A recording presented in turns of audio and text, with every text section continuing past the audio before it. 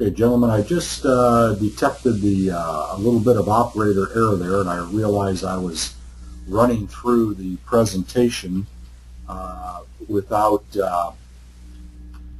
my mic turned on. So operator error, I apologize. We're only a couple slides into it, so I'm going to back it up and start over.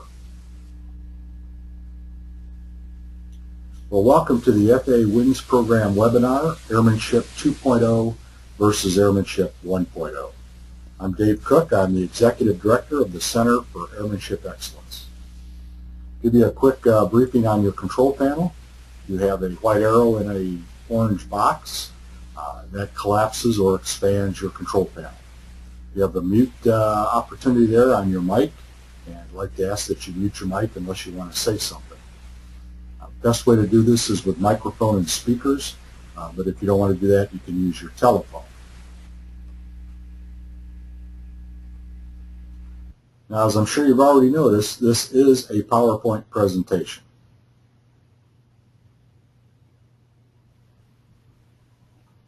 Now, I know about 53% of you just love these PowerPoint presentations, but about 53% of you hate them. So to the latter, I apologize, and to the former, you're welcome. But just because it's PowerPoint doesn't mean you can go to sleep. You've got to pay attention, because you do get one Wings Program knowledge credit for attending this webinar. Webinar sponsors are the FAA Safety Team and the Center for Airmanship Excellence. Now, what I thought we'd try, if we don't have any further audio problems here, is just to share a little bit among the group that's with us this evening, so we can kind of get a feel for what kind of flying we're doing now, what we're doing. So, Pat, I see you're on here this evening. Can you hear me, Pat?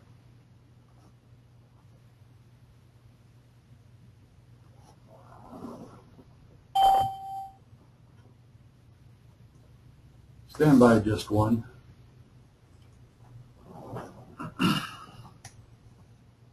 There, Pat, are you there? I can hear some background noise, but not quite. How about Bill Brand? Bill, are you in the loop? Yes, I'm here, but you're a little weak on the audio. All right, well, that's probably just me this afternoon. Welcome, Bill. At least I know I've got one loop. How about Mark? Mark Epner, can you transmit? Yeah, I hope so. Can you hear me? Oh, I sure can, Mark. Okay, great, great. Well, let's start with you, Mark, since we've got you, and since you and I talked a little bit briefly earlier today. Just share with us a little bit, what kind of flying you're doing now, what kind of airplanes you're flying, how much you're flying, and why you're here at the webinar this evening. All right, terrific. Well, most of my flying is personal, although I try to mix in a little business. I'm part owner in an SR-22, president of a flying club with three, a Diamond, an Archer, and a Cirrus SR-20 over at Milwaukee in Chicagoland. I try to fly every week, so somewhere between 100 to 120 hours a year. And, it's all about safety. I just love to learn about this stuff. I got my license in the 70s, took 25 years off, and picked it up again in 2004, picked up an instrument rating, and it's what I dream about all day, every day. So that's what brings me here, to learn some more. That's great, Mark, and that's the kind of guys we hope will show up for these webinars, because that's what this is all about, is digging a little bit deeper into what that airmanship stuff is all about. How about Pat? You want to try it again, Pat Delicruz? Can you transmit, Pat? Hello, can you hear me? Gotcha. Most of my flying is done as a flight instructor. I fly several different kinds of airplanes that my students own. I fly maybe 30 hours a year just for pleasure. Okay, thanks. And how about Robert? Is it Pazizik? Robert, can you transmit?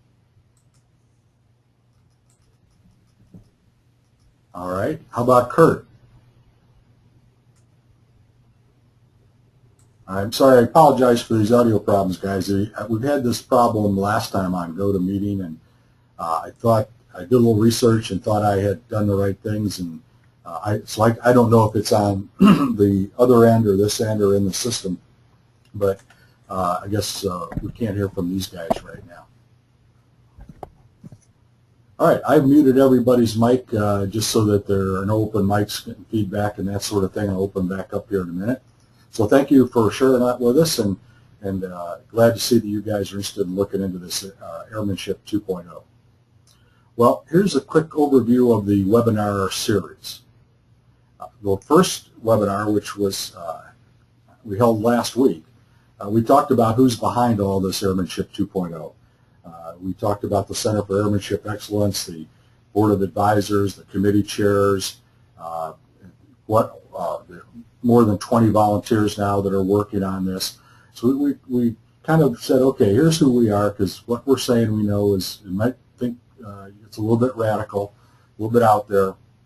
So we want you to know who's telling you all this. So we went into that in pretty good detail last time. And of course, in this webinar, we're going to talk about Airmanship 2.0 versus Airmanship 1.0. And in the next webinar, we're going to look at your personal Airmanship 2.0 development plan. And in the fourth one, we'll look at Airmanship 2.0, what aircraft to fly and how to learn to fly them. And in the fifth and final webinar in this series, we'll talk about why you need Airmanship 2.0 and how you can go get it. Now, I have to preface all of this with telling you we only have time to take a look at the tip of the iceberg in this webinar. There's much more to this. And the best way right now for you to find out all about Airmanship 2.0 is to go to the website for the Center for Airmanship Excellence. That's just airmanshipexcellence.org. And you'll see a navigation button there that says Airmanship 2.0. Just click on that button. And that'll take you to this landing page. Sorry, this is a screenshot, so it's not real clear, but I didn't expect you to read it. But this is the landing page you'll go to. And you'll see that we explore this whole subject in pretty good detail.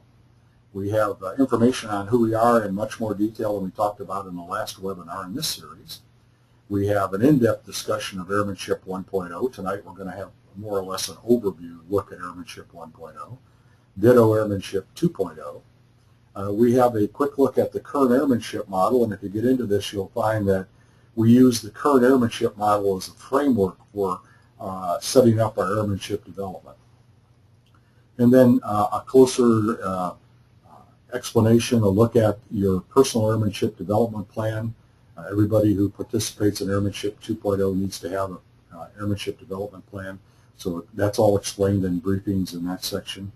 Then we take a look at technically advanced aircraft, but how we think they should be equipped and used and how you should train to use them. Then we look at learning to fly the Airmanship 2.0 way. Now, that's primarily information aimed at folks who are looking at learning to fly. They haven't started yet, or maybe they started and dropped out. And it presents our viewpoint on how you should go about learning to fly in today's environment if you want to be an excellent airman. But that also includes some information for those who have already learned to fly at whatever level on maybe some things they ought to consider on filling in some gaps and other things they can do in their personal training plans. Then we talk about Airmanship 2.0 support, because Airmanship 2.0 can't be practiced in a vacuum. It's a shared experience. You've got to be in an organization, we believe, to do this, and we'll talk about that a little bit later. But so this briefing talks all about what kind of support and how you get it. And then we have a detailed briefing on why you need Airmanship 2.0. Again, we're going to touch on that in the fifth webinar in this series, but not in as much detail as you'll find here in the briefings at the website. And then we get into a very detailed briefing on the ADSOD. We affectionately call it the ADSOD. I mean, after all, this is aviation. We have to have acronyms. So we made this one up, and it stands for Airmanship Development Support Organization Demonstrator, ADSOD. And the EDSOD is an organization, a flight organization. We're in the process of standing up here in the Chicago area, where those of us who want to pursue airmanship excellence through the practice of Airmanship 2.0 can come together and have that shared experience and be able to get the equipment and all of the support we need to do it right. And then we have a briefing on flying partners. We all have folks that fly with us who are not pilots. We believe that those folks in our lives really need to be educated better, especially for the folks who are looking at learning to fly. We all know about that problem if we're already pilots. And then there's a button you can click on to apply to be a Center for Airmanship Excellence volunteer if you decide you want to join us in spreading the word about Airmanship 2.0 and showing the aviation industry and personal flyers all around the country that this can work and produce the benefits we're going to show you here in just a few minutes. So you can apply to be a volunteer. You can apply to join us in the ADSOD, become a pilot participant in the ADSOD, or you can apply to be a staff member because we've got about half of the staff people that we think we're going to need right now in the beginning, but we're looking for more. And of course, at any time you need more info going through that series of briefings in the Airmanship 2.0 subweb, you can click on that button and it will give you all the ways you can get in touch with us. Want somebody to call you, we'll call you and talk about this. So at this point, do we have any questions or comments? I'm going to unmute all the mics right now. So if you want to have a comment or ask a question, go ahead and speak up and I'll try to call any ties.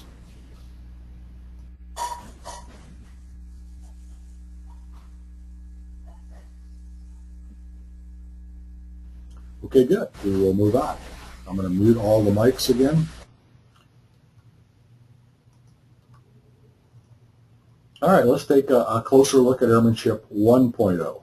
Notice I have an asterisk up there, and the asterisk is as defined by the Center for Airmanship Excellence. So the FAA doesn't have a definition of Airmanship 1.0. Airmanship 1.0 isn't defined in the Airman's Information Manual, Aeronautical Information Manual. Boy, that dates me.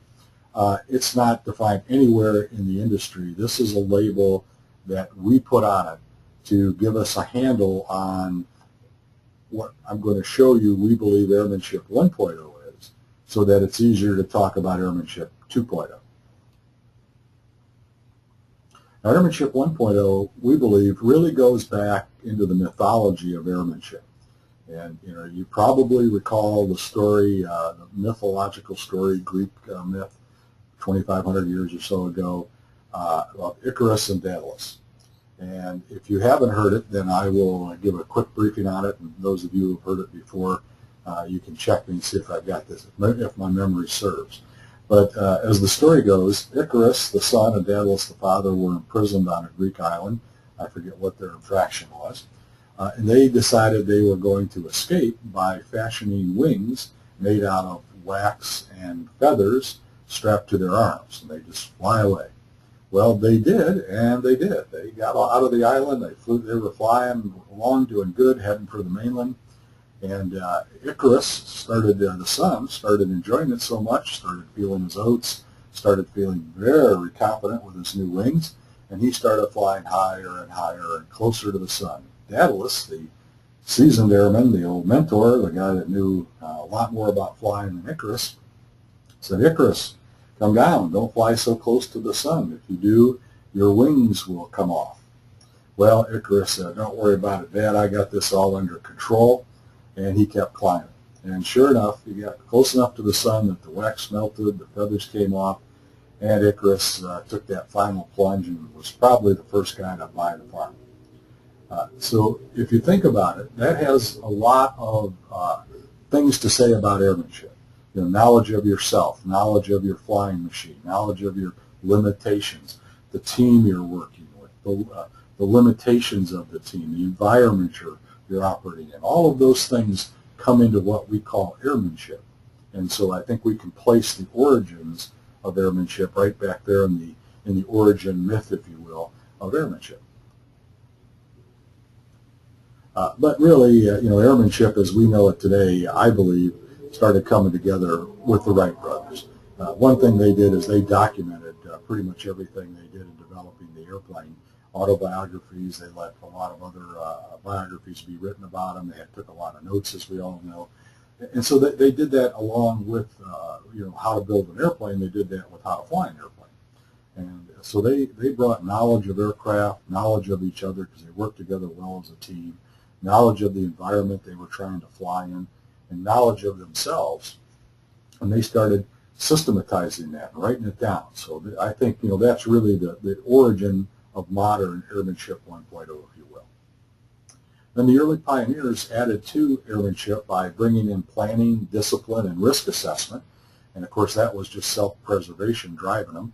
The accident rate was horrendous back then, and so they had to do something to stay alive. So they started bringing in planning, discipline, and risk assessment. And then by World War I, expert airmen, real aviators, were looked upon as skilled and proficient, knowledgeable about their aircraft, themselves, their teammates, their environment, and the risks they face.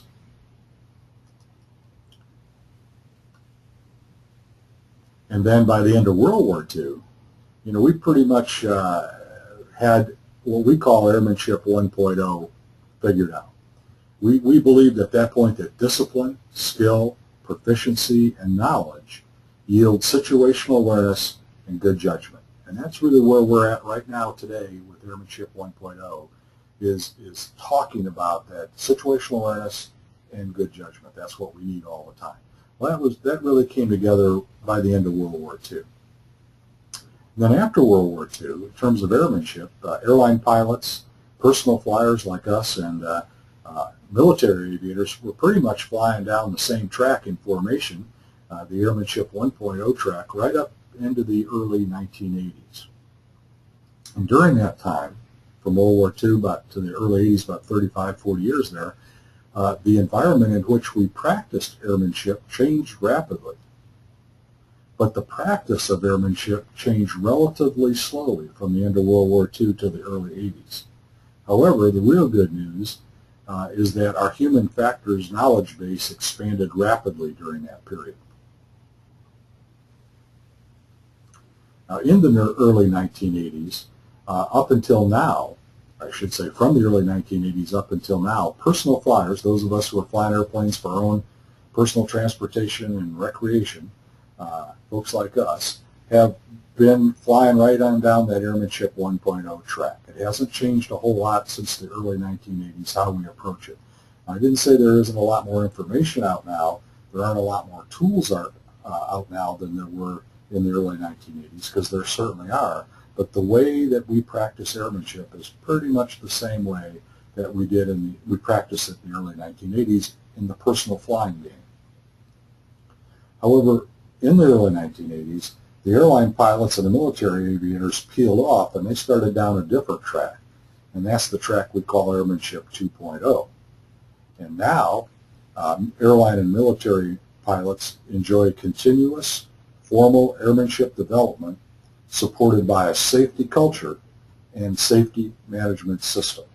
So we can talk a lot more about that, but that's when we believe the split between Airmanship 1.0 and Airmanship 2.0 happened was in the early 1980s.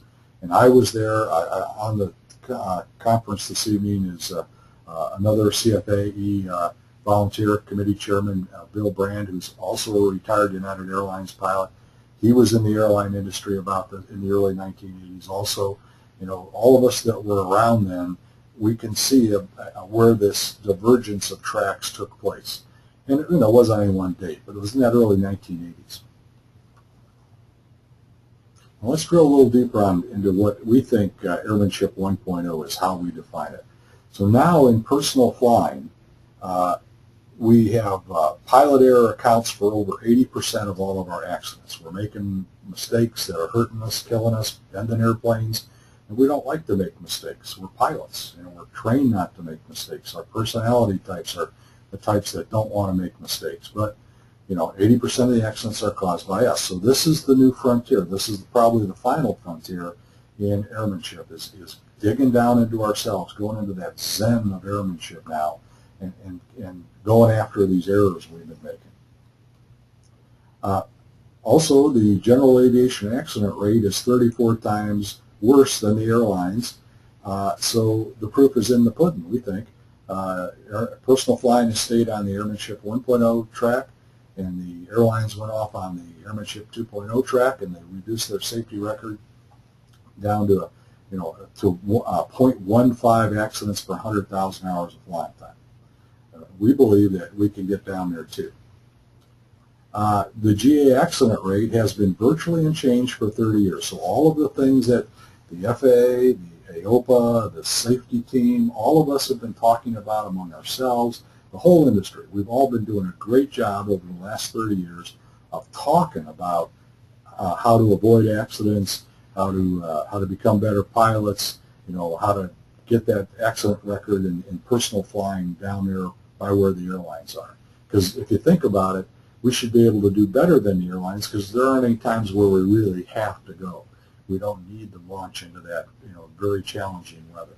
So, but with all that talking for over 30 years now, the general aviation accident rate has virtually, it's been virtually unchanged, moved up and down just a little bit, ticks up, ticks down, ticks up about the same. So, that's not working. GA pilots are dropping out at an alarming rate. We had 850,000 active pilots in the peak back in the early 80s, and now in the U.S., and now we're down to around 600,000. I've seen numbers that are a little above, a little below, but around 600,000. And that's the definition of active pilot is the FAA's definition, which just means current medical. Doesn't mean really flying much. And GA pilots are flying less. In the early 1980s, we were flying about 35 million piston hours a year.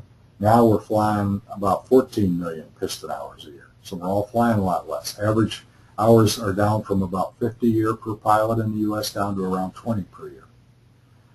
New pilots are not joining us. We had over 136,000 student starts a year on average through the late 70s and early 80s. Now we're down around 50,000 a year. And even more alarmingly, about 80% of those people that do start never get a certificate, so they're not joining us. And the GA infrastructure is shrinking rapidly. The number of flight schools are going down. The number of rental operations are going down. The number of FBOs are going down. There were 12,000 FBOs in the U.S. in the early 1980s. Now there's less than 4,000. So we think in every one of those cases there, every one of those indicators of the health of the personal flying segment of the general aviation industry, we believe that Airmanship 1.0 is either wholly at fault for it or at least partially at fault for causing that, the practice of Airmanship 1.0. I know that's a big statement, but we explain it all. I won't be able to explain it all probably the detail you want in this webinar, but the explanation in detail is available at airmanshipexcellence.org. Now, again, still drilling down into what Airmanship 1.0 is in our definition. It's flying less than modern aircraft for personal transportation. Now, it's fun to fly antique airplanes. I like to fly antique airplanes. Brings back the good old days for me, as long as I do that in a very controlled situation. If you use an airplane for personal transportation, that's not really a controlled situation in terms of what you need out of the airplane, what kind of performance you need, what kind of safety features are on it. All of that sort of thing comes into play if you use an airplane for personal transportation. And so we believe that flying less than modern airplanes is not really the way to go. So we're saying that's the Airmanship 1.0 way to go, which is the way it's being done primarily by personal flyers. We all know the average age of the fleet is about 30-some years. So, we're flying old airplanes for personal transportation, but that's Airmanship 1.0. Also, using minimum government standards for airmanship qualification is Airmanship 1.0. Now, we have no argument with doing this because that's the way it's been done. We grew up in this system. All we're saying is this is the Airmanship 1.0 way of doing it, And Airmanship 2.0 is different, and I'll show you what that is in just a bit. So it's not just going out there and meeting the practical test standards. For example, private pilot, get through your check ride, and now that's it. It's not just using those minimum standards to get qualified to do what you want to do with an airplane. And also Airmanship 1.0 is letting those qualifications deteriorate over time. I've been instructing for a long time. I've been working on recurrent training with people flying their own high-performance singles and twins for a few years now in simulators. And I see firsthand, and I know by talking to people, and I know by looking at the accident rate, that we're all letting our qualifications deteriorate. Also, I know from empirical evidence what it takes to keep those our qualifications from deteriorating. You can't just go out and fly every now and then and maintain your qualifications, your ability in all areas to do what you want to do with that airplane. So, our skills deteriorate very rapidly. But that's Airmanship 1.0. So again, we're not saying you're a bad guy if that's the way you're doing it, because that's the way most of us are doing it now. We're just saying that's the old way. That's the Airmanship 1.0 way of doing it, just to give us a contrast here when we go into Airmanship 2.0. Airmanship 1.0 is insufficient initial, recurrent, and upgrade training. Airmanship 1.0 is calling a flight review recurrent training. Recurrent training has to happen much more often than once every 2 years. And also Airmanship 1.0 is flying when not fully qualified to fly that particular flight. And qualified, there's a long list of things on that checklist to tell you whether or not you're qualified to fly any particular flight. But too much of that is done in Airmanship 1.0, in our opinion. Now, Airmanship 1.0 is also not using risk assessment tools. I've been giving these seminars, the Airmanship seminars, for over a year now, and I'll generally ask how many people are using a risk assessment tool, a formal risk assessment tool, like the one on, here's the AOPA online flight risk evaluator, but there are others. And I'll generally get, less than 1% of the group regularly uses a flight risk evaluator. So that's Airmanship 1.0. We're not using flight risk evaluators in general right now. So again, that's part of the definition of Airmanship 1.0. Also, Airmanship 1.0 is making critical decisions all by yourself. As you'll see, this is done differently in Airmanship 2.0, but if you think about it, those 80% of the errors we make, a lot of the fatal crashes, especially when we trace back in that error chain and look at those links, usually the first or second or maybe the third link is making that go, no-go decision in the first place. So, and if you're making that go, no-go decision all by yourself, I don't care what your experience level is. The accident record shows it makes no difference what your experience level is. You can make a bad decision. So Airmanship 1.0 is where we're tossed out here into that world, and we've got to do that all by ourselves. But we know, those of us who have operated under Airmanship 2.0, we know that's not the way to do it. And we'll show you that in Airmanship 2.0. Airmanship 1.0 is also not learning and using formal aeronautical decision-making skills and techniques. Learning and using. Now, this information on ADM has been around for quite a while. The FAA does a great job on putting this stuff out. There are other folks who have done great jobs of explaining it and other ways to approach it. Doesn't make a whole lot of difference how you do it. You don't have to do it the FAA way, but you do have to have a way to make your decisions. And those are skills and techniques combined. And so you have to learn them and use them faithfully all the time. So what we've noticed in Airmanship 1.0 flying, that's not being done. So most of the guys that are flying under Airmanship 1.0 are not using these skills and techniques, and that's the way Airmanship 1.0 has been done. So again, definition. Also, Airmanship 1.0 is flying aircraft without all of the modern safety devices, kind of like, expressway driving 1.0 when you drove down the Kennedy and a 57 Edsel with no seat belts, or 2011 Kennedy Expressway where you're going down in your SUV with, airbags, side impact bags, warning devices, everything else. So Airmanship 1.0 is flying without these devices. And again, our definition, Airmanship 1.0, is not fully participating in a formal aviation safety culture, formal culture. We'll look at what that is in just a bit. And not flying with a professional safety management system. We'll look at that in just a bit. So in short, in our opinion, Airmanship 1.0 is simply not flying right. If that's how you're flying, you're not doing it right. That's our opinion based on our analysis of the situation, based on our analysis of how to turn things around in general aviation, how to make flying much more fun for all of us, less expensive for us, much, much safer for all of us that fly personal airplanes. So, are there any questions or comments on that? And I'm going to unmute all the mics and feel free to express your opinion. If you think I'm all wet with this kind of thinking, go right ahead and say it. Dave, Mark Epner, I got a question. Go ahead, Mark. Yeah, you mentioned that comparing 1.0 versus 2.0 since the 80s and that the airlines and the general aviation pilot diverged.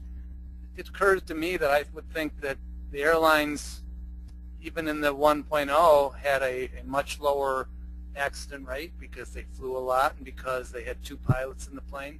So you said the general aviation accident rate hasn't changed, but has the airlines changed, or they've always just been better? And is it nothing to do with 1 versus 2? Oh, that's a great question, and I'm going to mute the mic so I'm getting some feedback. Stand by. There we go. It's a great question. The answer would probably have to get a little complicated because there's not quite an apples comparison there. And that argument is thrown up a lot, I know it has been over the years, about, well, yeah, airline pilots can do it that way, but we can't do it that way over here in our personal flying because. So let me address that first. We've looked at all of those elements that the airline guys, military guys are doing to make it as safe as they have. And we can adapt each one of those techniques, skills, engineered solution, on and on, all of the things you need to be that much safer. We can adapt them for our use in personal flying, and we can do it at a reasonable cost, and we can do it without making people feel like they're, just driving a bus down the road. So but you have to answer that really well, we'd have to go into each one of those elements and start comparing them. Now, in terms of the safety record at the airlines and the general aviation safety record, it's the airline safety record if you go back to before the early 1980s, like into the 60s, let's say when early 60s and jets were coming in, compared to the current safety record, it was much higher. I don't have the numbers in my head to give you like a percentage, but I've looked at the numbers. I just don't recall them. But it was much higher as a percentage of where they are now.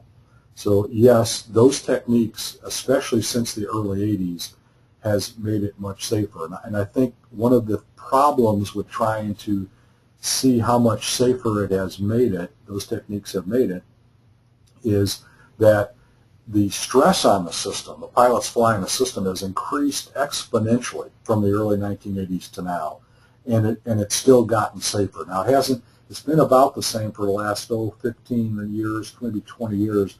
The airline accident rate stayed pretty low, pretty close to the same value, but it's been 0.15 per 100,000 hours. So I hope that it kind of answers it. Again, there's more to it. I'm going to unmute and see if that worked for you, Mark. Did that answer the question for you?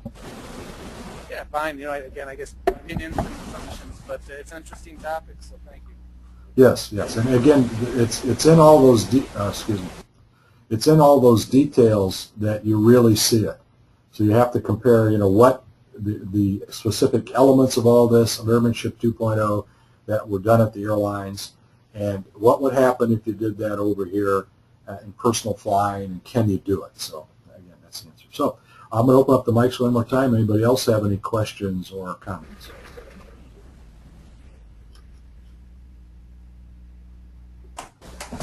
Okay.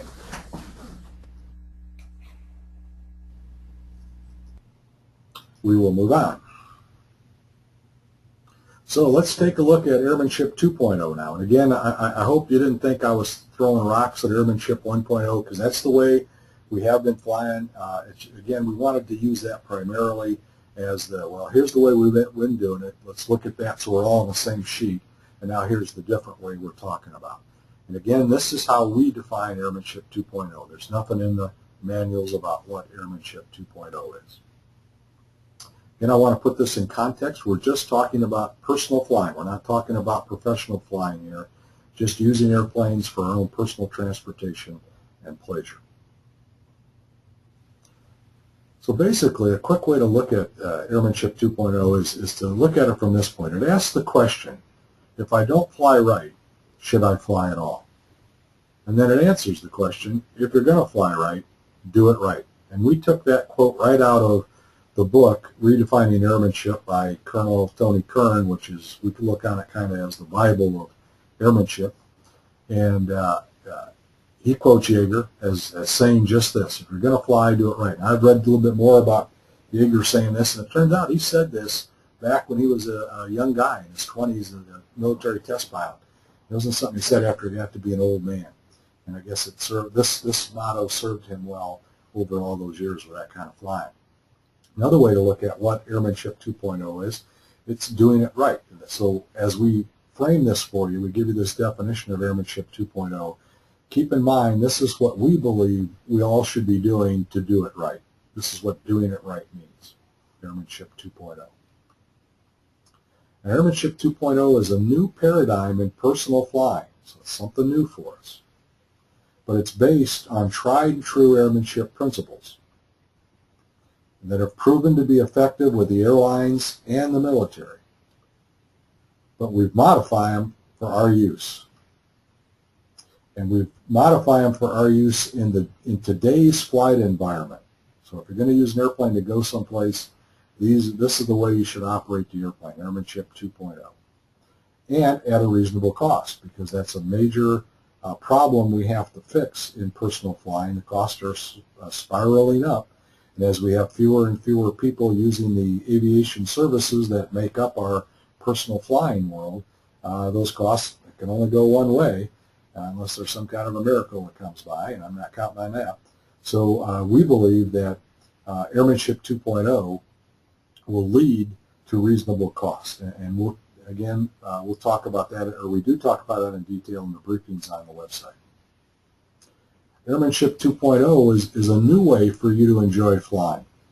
We all got into this at least partially for the fun of flying. We all love flying. We look up when airplanes fly over. If we get a chance to get in, we go fly it.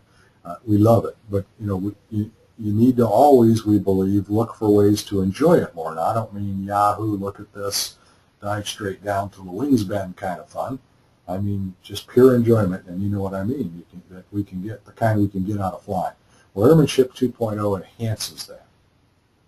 And Airmanship 2.0 is a new approach to maximizing all of those personal rewards you get from flying. And you know what they are. And I have been talking to a lot of pilots now that have been personal flyers for a long time, and they're telling me those personal rewards have been getting a little rusty for them. They're kind of waning, not getting as much out of it as they used to, I hear a lot. Airmanship 2.0 is a way to turn that around. Airmanship 2.0 increases the value you get for your flying dollar. So the way this is structured, not only do we believe that it will reduce costs overall, but it also vastly increases the value we get for every dollar. It costs a lot to go fly airplanes. No bucks, no buck Rogers. We all know that. It always has, always will, but it's our addiction. If we're going to go do it, we've got to spend the money. Only way to avoid it is to go through all the expense and time and effort of getting your professional credentials and go out and get paid for flying airplanes. But there's a couple downsides to that one too. So if we're spending money to go flying, I think we all should be very interested in getting a lot more value out of whatever dollar we do end up spending. And Airmanship 2.0 does that. Airmanship 2.0 continuously enhances your airmanship skills. So not just every now and then do you go upgrade your skills. You're continuously enhancing your skills for two reasons. First of all, you have to continuously work on those skills just to maintain the level you have achieved, because it starts fading right away and quickly. But if you're going to become a better and better airman, if you're going to pursue airmanship excellence, you have to continuously hone those skills. Also, Airmanship 2.0 is a system that continuously enhances your aeronautical knowledge, your airmanship knowledge, and it continuously enhances your capabilities, what you can do with an airplane. Airmanship 2.0 is a surefire way for you to become a safer, more proficient aviator.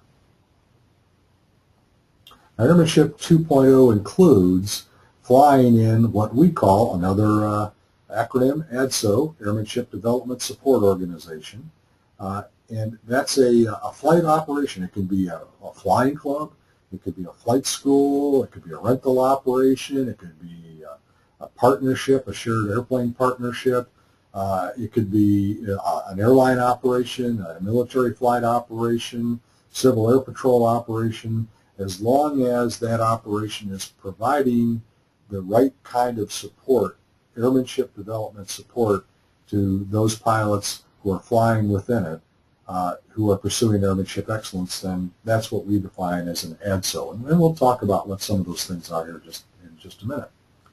Also, Airmanship 2.0 includes belonging in the true sense of the word, to a high-performing safety culture.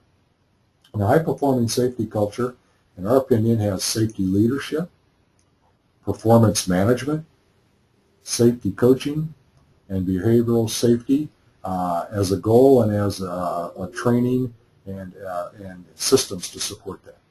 It has to be formal. And also, Airmanship 2.0 means using consistently a safety management system that has a safety policy, safety risk management, safety assurance, and safety promotion.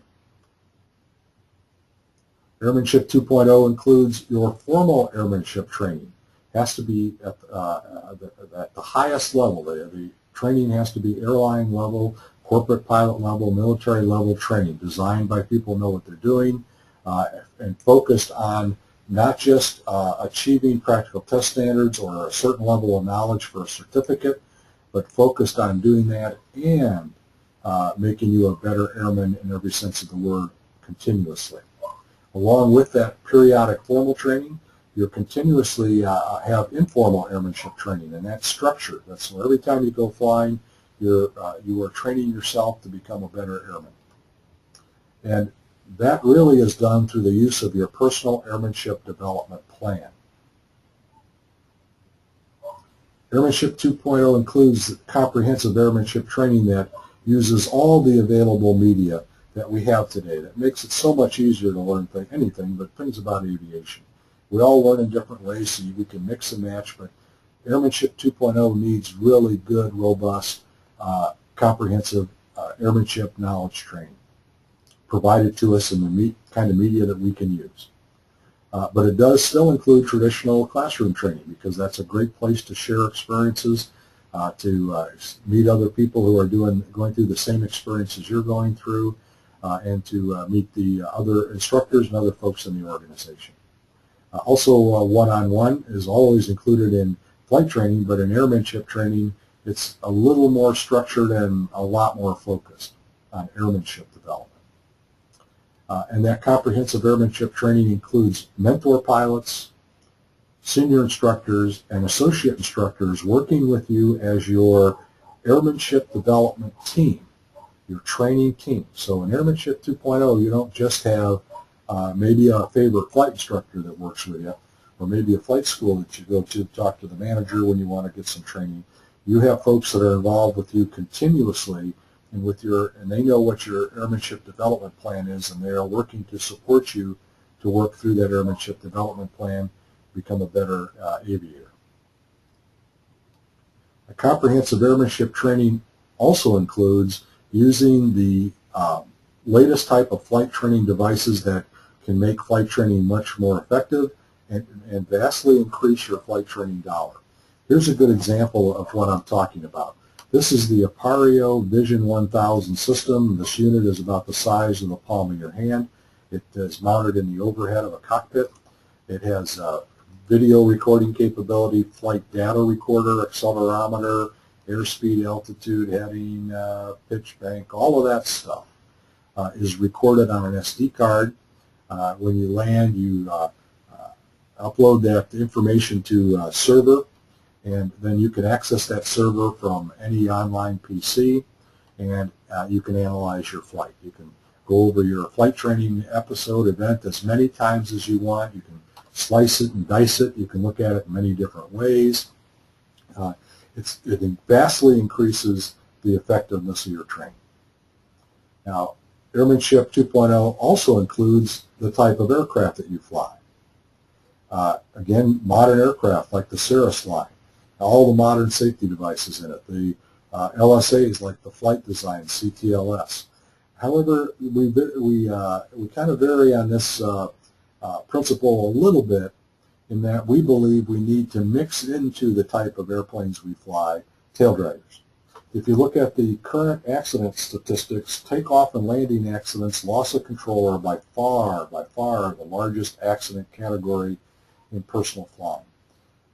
And we've been around a long time. We've flown a lot of different kind of airplanes, including these kinds of airplanes, and most of us that are behind this learn to fly in these kind of airplanes. And all of us agree that if you get real good tail dragger training in the beginning of your flying career, and if you miss that, you get it as soon as you can, a good tail dragger transition course, so that you're really proficient, takeoff and landings in the tail dragger, and then you get periodic recurrent training and takeoff and landings in a tail dragger, that you are much safer in takeoff and landing situations. We think we could, if we get everybody doing this, we could really reduce the accident rate just in that one area. Also, Airmanship 2.0 includes the way you fly these airplanes. You fly them for personal transportation, for the challenge of flying, and for fun. And so Airmanship 2.0 takes all of those different things into account in how it approaches and what it gives you. Airmanship 2.0 in our mind includes how those aircraft are equipped. So again, leading edge stuff like synthetic vision and technology, autoflight systems, enhanced vision systems, a parachute recovery system, satellite tracking systems, sat phones, angle of attack indicators, airbags, head-up displays. They've been used now in the airlines, corporate and military for a long time. Well, now they're available for the kind of airplanes we fly. So we believe that the airplanes you fly, if you're flying under the principles of Airmanship 2.0, pursuing airmanship excellence, that you would have aircraft equipped with HUDs. And another big accident category, the biggest fatal accident category, I believe, although don't hold me to that, is the base to final stall spin accident. We believe that if you're properly trained and you have an angle of attack indicator and head-up display and some good operating procedures and rules, that the chance of you getting in that situation are about zero. Now, we're talking about these technically advanced aircraft. We all know there's been a debate as to whether or not they make flying safer, but we believe they definitely do, but only if they have all of the available safety features. Sure, you can put one safety feature on, you're safer, but you're not as safe as you could be if you had all the safety features. So all the available safety features, but you have to have comprehensive initial and recurrent training on how to fly these airplanes and how to best use those safety features.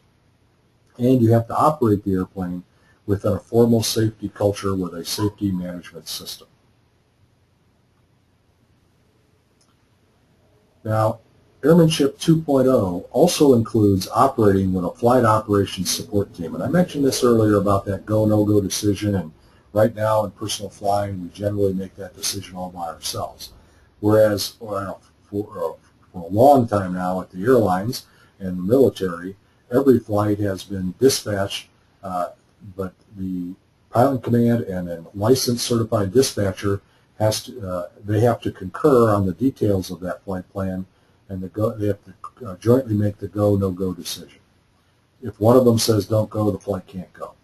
So that we believe has is one of the major factors in the airline safety record.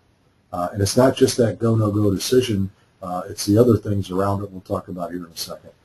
But it's not being used at all in personal flying, but it can be, and at a reasonable cost. That flight operations support team will do things like trip planning so that they unload you in the time leading up to the flight. Let's say you're making a long cross-country flight with a few stops, a business trip. They can unload you. That flight operations support team can make all your ground arrangements for you, and that's usually a moving target. They can keep everything up to date for you so that you can think more about your airmanship duties and what kind of airmanship goals you want to pursue on the flight than making hotel reservations. Also, the flight operations support team will do all the flight planning for you. In the 22 years that I flew for United Airlines, I never did a United Airlines flight plan. Dispatch always did the flight plan. Why? Because they had the historical records on all the routes in the aircraft. They had all the performance data and the computers. They had a team if they to support them if they needed more brains in on a particular issue or problem. They had systems. They had the time. So they did the flight planning. Again, unloads you in the time leading up to your flight, but also provides a much better flight plan because it's a team effort. Now, the pilot in command always makes input to the plan and always has final say on the plan. He can reject the plan, and if the dispatcher doesn't agree with the change, then the flight doesn't go. So that has to be set up in the safety culture of the EDSO that you're flying with it. So the support team does all your flight planning under Airmanship 2.0. And then that dispatch function where, two heads are definitely better than one, making that go, no-go decision. Flight tracking, that's what that satellite tracking system is for in the kind of airplanes you fly under Airmanship 2.0. We all have been hearing about problems with the ELTs.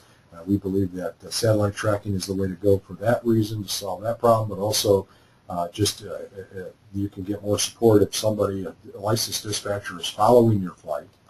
And they can provide you then with in-flight support via that sat phone that I mentioned that's installed in the kind of airplane you'd be flying under Airmanship 2.0.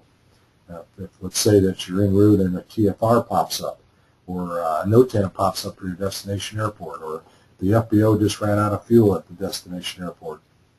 All kinds of things that you could probably work to find out while you're flying the airplane, but again, loads you up. So you're better off having a team supporting you. That makes it safer, easier, and a lot more fun.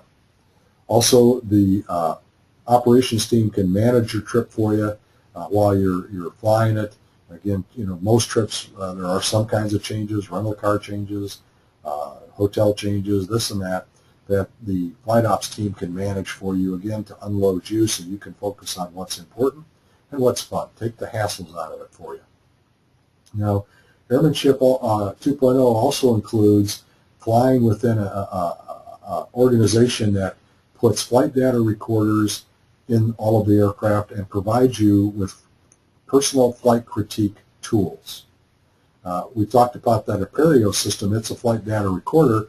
It also can dump that data into an alert system, and that's a flight operations quality assurance program, computer-based system that can analyze the flight and provide you and can provide the safety management system with the data it needs to always improve the safety of the operation and the efficiency of the operation. But it, most importantly, in my mind, provides you with our dynamite critique tool. You can, as we talked about in the training, you can access this online, your flight, and go through your flight as many times as you want, but have all those extra tools there to help you do that. Under Airmanship 2.0, you'll find that self-critique after a flight, or better yet, critiquing if you have someone else who flew with you, is crucial. Also, Airmanship 2.0 includes those mentor pilots, but not just as part of your flight training team. They also help you to put together your and help you to maintain your personal airmanship development plan, keep you motivated, help you make the right kind of choices and changes. We all need at least one solid mentor pilot that knows what they're doing. Airmanship 2.0 provides you with structured airmanship challenges that are fun. And again, I don't know why you guys are doing this, but part of why I'm doing it is fun. And now that I'm not flying for a living, it's more, the fun meter has to be higher and higher than it used to be. Airmanship 2.0, those challenges, if you're under Airmanship 2.0 and the safety culture that's created, includes recognition and rewards for improving your airmanship. And these airmanship challenges are bite-sized. They're not like that big jump from what do I do after I get my private? Oh, go get your instrument ready. Well, that's a huge jump. We're talking about airmanship challenges that are bite-sized. They're affordable. You get them done in a reasonable amount of time with a reasonable amount of effort, but they're always improving your airmanship, continuously improving your airmanship. Here's what I'm talking about. Here's an example. It could be something like included in your personal airmanship development plan is you're going to go out and do an air combat course. And we've all heard about these. You go out and you get some ground school and you climb in with a fighter pilot and a CFAE here or a T-34 or something, and you go out and have at it with another one. And of course these aircraft are equipped with a laser and a laser receiver, and you zap the opponent with your laser, hit that receiver on his aircraft, and the smoke comes out and you've won. And so that's got to be great fun. It's got to improve your airmanship skills, but I can't see doing that in that amount of time and getting a whole lot out of it other than the pure thrill of it and the fun of it. But because you have to have a fighter pilot in there with you, a guy that knows what he's doing, and he's on the controls probably more than not, coaching you through all the maneuvers, because you just don't have enough time to prepare yourself. Now you could set that as an airmanship challenge to get good enough that you could do that yourself without any coaching. But that's the kind of thing we're talking about. Fun, hones your skills. A little bit more reasonable though, and we're definitely planning on doing this one, is you take that laser, put it on the airplane, but you take the laser receiver and put it on the ground. So now you can shoot the receiver on the ground from the airplane. This can be a scenario like it's a search and rescue operation. You have to laze the wreck so the SAR satellites can see it. I mean, we can make up a lot of fun scenarios and grade them because we have all this recording equipment, and have competitions, have rewards for doing all this, and a heck of a lot of fun, and really hone our airmanship skills.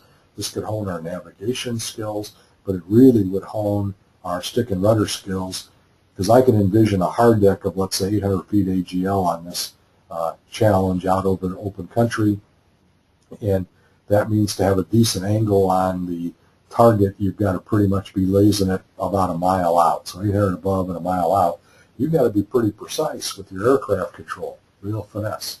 So that would be fun, and it would enhance your airmanship skills. So here's the basic formula you might want to keep in mind to think about what I'm talking about here.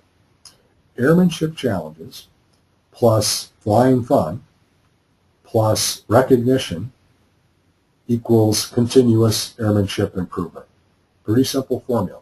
That's what we're talking about here. Now, one more way to look at what Airmanship 2.0 is to look at what we believe an Airmanship 2.0 airman, what he possesses, what he looks like. An Airmanship 2.0 airman possesses skill, discipline, and proficiency. An Airmanship 2.0 airmen have a thorough understanding of themselves, their aircraft, their team, their environment, and the risks they face. An Airmanship 2.0 airmen consistently display exceptional situational awareness and use good judgment at all times. Now here's one more way to look at it, and we've created this, what we call the Airmanship 2.0 model. If you've been looking at any of our airmanship briefings, you are probably already familiar with the Kern airmanship model. I mentioned Redefining Airmanship, Tony Kern's book earlier, and in that book he has what he calls the airmanship model, and we've dubbed it the Kern airmanship model. And we use that model, if you will, to create this airmanship model, Airmanship 2.0 model. It's different from the Kern model. The three bedrock principles of the Airmanship 2.0 model are commitment. If you're going to practice Airmanship 2.0, you must be committed to it. This isn't something you can do part-time. You have to be consistent. And to be consistent, you have to have the integrity to be consistent, that personal discipline. You also have to have the integrity to be open, to admit your errors, to share your errors with others, and listen to what others have to say about their errors. This has to be a shared experience. Airmanship 2.0 is a shared experience. Can't be done in isolation. Can you study Airmanship 2.0 and gain a lot from it to make you a safer aviator? You sure can. There's a whole lot there you can take and use. But you'll see, as you learn more about it, that to really practice Airmanship 2.0 and get the most you can out of it, you have to do it as a shared experience in many ways. Now, in the Airmanship 2.0 model, there are 5 pillars of support. The safety culture we talked about, the safety management system we mentioned, the comprehensive airmanship training, modern aircraft, and dedicated airmen as a group. That commitment I was talking about, you individually, but the model to work, we have to all be dedicated to Airmanship 2.0, to spreading the word about Airmanship 2.0, to working the system together for it to work. And the capstone outcomes we can expect if we work this model properly is greatly improved personal flying safety and vastly improved personal flying enjoyment. Now again, I have to reiterate, all of this is just the tip of the iceberg. So again, I'd recommend you go to the Center for Airmanship Excellence website, airmanshipexcellence.org, enter the Airmanship 2.0 subweb, and everything you'd want to know about Airmanship 2.0 we believe is there, or at least it's everything we're thinking about it right now. All right, one more chance here to open up the mics and have questions or comments. So mics are open. Anybody have anything? Okay, I'll close the mics.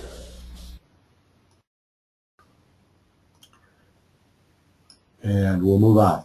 So if this has been interesting to you, here are the next steps I would suggest.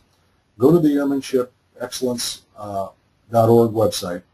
Register for airmanship updates. They're free. They'll keep you in the loop on things like this series of webinars, but we do a lot of other things to spread the word about Airmanship 2.0, to experience Airmanship 2.0, to learn about Airmanship 2.0 at the Center for Airmanship Excellence, and that'll keep you in the loop on what we're up to and what's available to you. If you have not yet, I'd suggest you register for the rest of these webinars in this series, and you can do that by going to FAAsafety.gov and just accessing all of the seminars and webinars, because it's looking like this series is filling up about on the day that they are announced on the SPAN system with the emails. So if you want to make sure you have a spot, you might want to do it that way. And if you miss any of the briefings in this series, no problem. This is being recorded, and it takes about a few days before it goes through our system and we get them posted on the airmanshipexcellence.org website.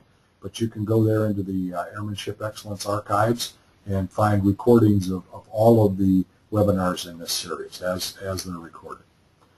Also, you can again go under that Airmanship 2.0 subweb and view all of these briefings. And again, I suggest you do this because, Mark, as your question showed, or my answer to your question showed, that we just don't have the time in a short webinar to go into all the detail there is to look at before any reasonable pilot would want to make a decision to switch from Airmanship 1.0 to Airmanship 2.0.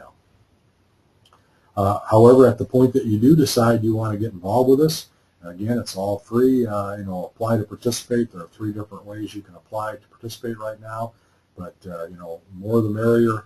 We're looking for people to help us make this a success, because we believe this is the future of a successful personal flying segment of the general aviation industry. And even if you're not convinced about this, even if you think we're all wet, even if you have strongly held contrary opinions, I'd like to ask you personally to start spreading the word about Airmanship 2.0. Ask other people you know who are interested in flying, especially those new people who are thinking about learning to fly that you know. Hey, have you heard about this Airmanship 2.0 thing? Have you seen the WINS program announcements on these webinars?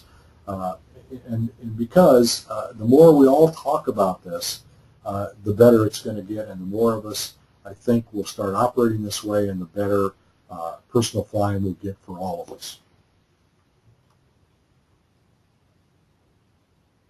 Well, thank you very much for your attention during this webinar. I appreciate you taking the time to join it. If you have any questions or comments that come up after the webinar now, please feel free to contact me. We're always open. All of us volunteers are open to talking about Airmanship 2.0. You know, this isn't all cast in concrete yet, how we're going to implement it for personal flying. We think we have it pretty well figured out. We certainly have it well enough figured out to start it. But you know, it's going to evolve, and part of that is getting input from you.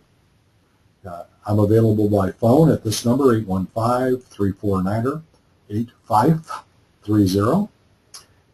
Email dcook, K-O-C-H, at airmanshipexcellence.org. Or if you forget all that, just go to airmanshipexcellence.org, hit the contact button. So I'll leave you with this thought. I'm looking forward to seeing you at another webinar.